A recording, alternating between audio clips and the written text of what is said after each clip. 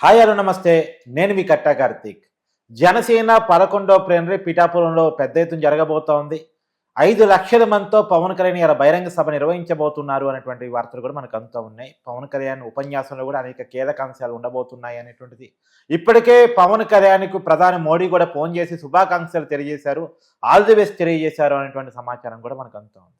ఇంతకీ పవన్ కళ్యాణ్ ప్రస్థానం, మోడీ గారు చెప్పినటువంటి శుభాకాంక్షలు, తర్వాత పవన్ కళ్యాణ్ తీసుకోబోతున్న నిర్ణయాలు, రాబోయే కాలంలో పవన్ కళ్యాణ్ రాజకీయ ప్రస్థానం ఎలా ఉండే అవకాశం ఉందనేది చర్చించుకునే ప్రయత్నం చేద్దాం. మనతో ఉన్నారు ప్రముఖ సామాజిక రాజకీయ విశ్లేషకులు డివి శ్రీనివాస్ గారు. సార్ నమస్కారం. సార్ నమస్తే sir. Pawan Kalyan party Janasena plenary ఇవాళ పిఠాపురంలో చాలా పెద్ద ఎత్తున జరగబోతా ఉంది.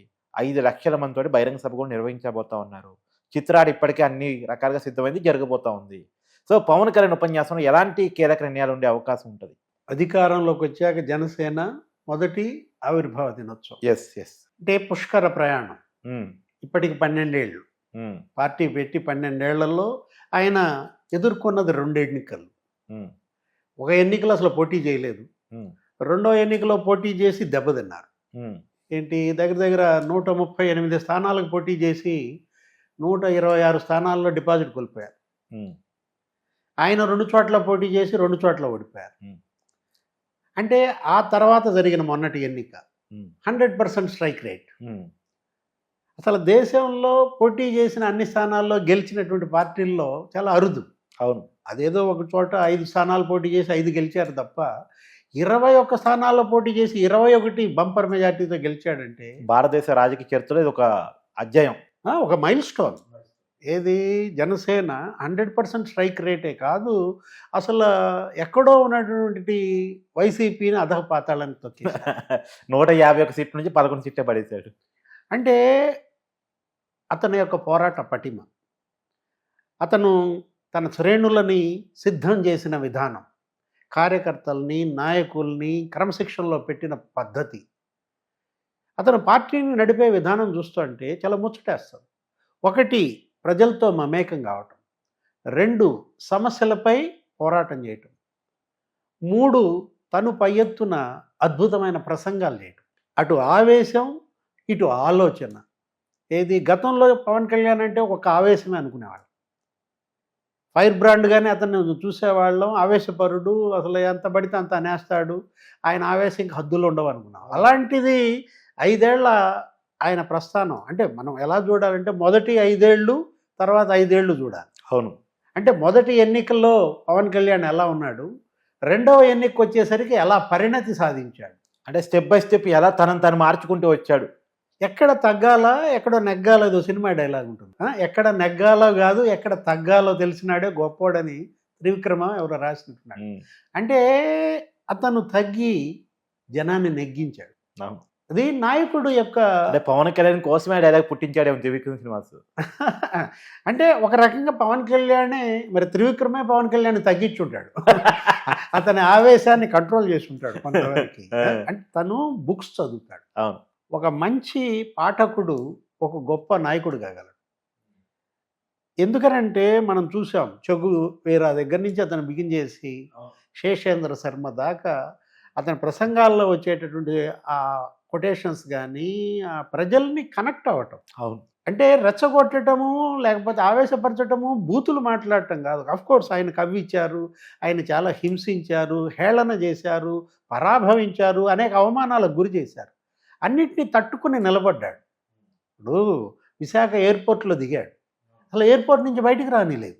అవును, ఎయిర్పోర్ట్ నుంచి అతన్ని బందోబస్తు మధ్య హోటల్కి తీసుకువెళ్తుంటే మార్గ మధ్యంలో ఆయన ఫ్యాన్స్ కనపడితే కనీసం వాళ్ళను విష్ చేయనీలేదు. అవును, వాడెవడో డీసీపీ చెయ్యిని లోపలికి లాగాడు.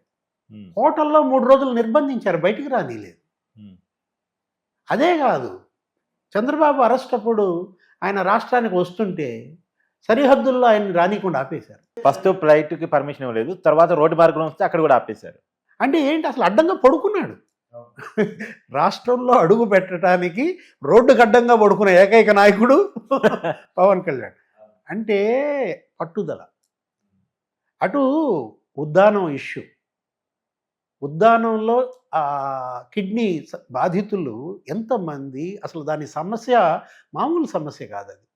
అది నీటి సమస్య, గాలి సమస్య, భూమి సమస్య తెలియని పరిస్థితుల్లో వందలాది మంది అక్కడ వేలాది మంది తల్లడిల్లుతుంటే దాన్ని చంద్రబాబు ముఖ్యమంత్రిగా ఆయన దృష్టికి తీసుకువెళ్ళి వాళ్ళకి పింఛన్లు ఇప్పించడమే కాదు, అంతర్జాతీయంగా డాక్టర్లను తీసుకొచ్చి అక్కడ పరిశోధనా కేంద్రం ఇవాళ ప్రభుత్వం వచ్చిందంటే, డయాలసిస్ ఫ్రీగా కొంతమందికి జరుగుతోందంటే, పవన్ కళ్యాణ్ సాధించిన విజయాలు మనం కనుక చెప్పుకుంటూ వెళ్తే, కౌలు రైతులు ఏదో సినిమాలో యాక్షన్ చేశాడు, ఆ సినిమాలో అతనికి ఇచ్చిన పారితోషికాన్ని కౌలు రైతులకి పంచిపెట్టాడు.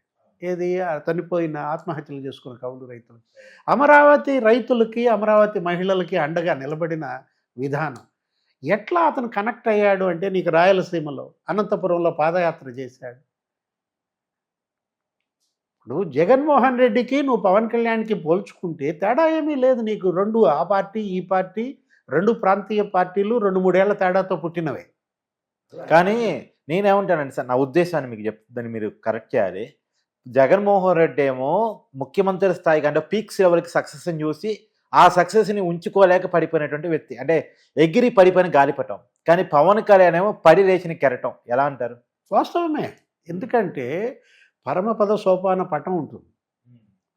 ఏదో పిల్లలు ఆడుకుంటుంటారు, గవ్వలు గివ్వలేసి, నిచ్చెనలు ఉంటాయి, పాములు ఉంటాయి. నువ్వు కూడా ఆడే ఉంటావు చిన్నప్పుడు. అవును అవును, ఇప్పటికీ నాకు అడుగుతూ నేను ఆడుకుంటూనే ఉంటుంది.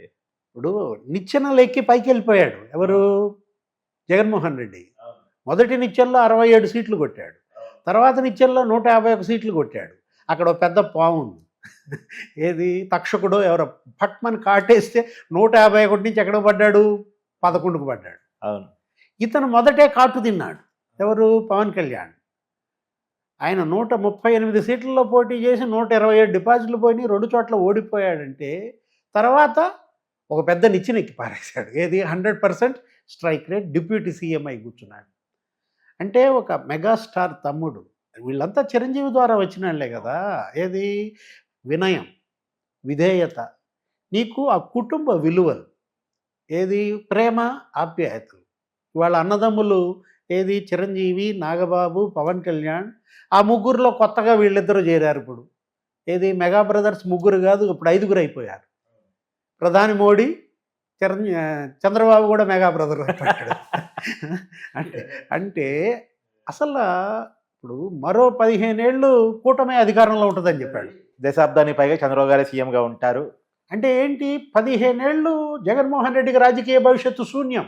అది నాకు డౌట్ సార్. ఇక్కడ ఇంకొక 15 ఏళ్ళు గనక జగన్మోహన్ రెడ్డికి రాజకీయ భవిష్యత్తు లేకుండా ఉంటే, అంటే జనసేన వైసీపీ పార్టీకి అధికారం రాకపోతే, ఇక అసలు ఆంధ్రప్రదేశ్ ముఖ్య చిత్రం మీద వైసీపీ ఉంటుందా? అసలు ఎట్లా ఉంటుంది? అసలు ఈ 4 ఏళ్ళు ఆయన పార్టీని నడపగలడా?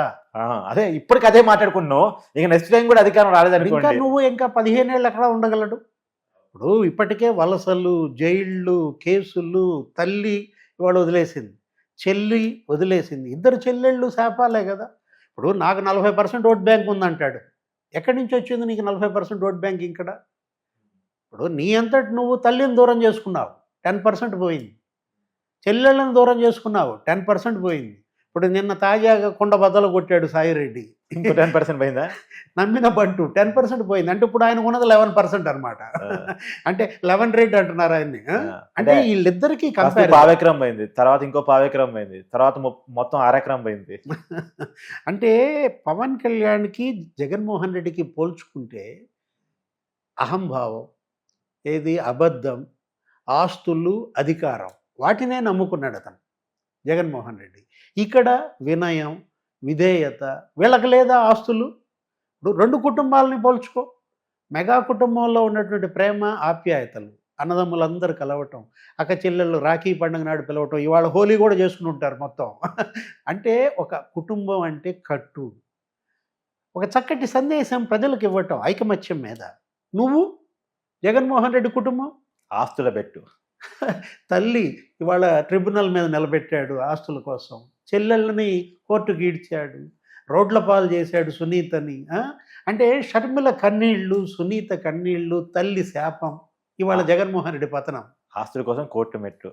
అంటే అతనికి కేవలం అతను 2 కళ్ళు, అధికారం, ఆస్తి, అంతే. ఈ రెండింటినే జగన్మోహన్ రెడ్డి చూస్తాడు తప్ప ప్రజలను చూడడు అన్నమాట. అంటే Jaganmohan Reddy party Dhanasena, Pawan Kalyan party Janasena. Thank you sir, అద్భుతంగా చెప్పారు. Thank you so much. నమస్తే.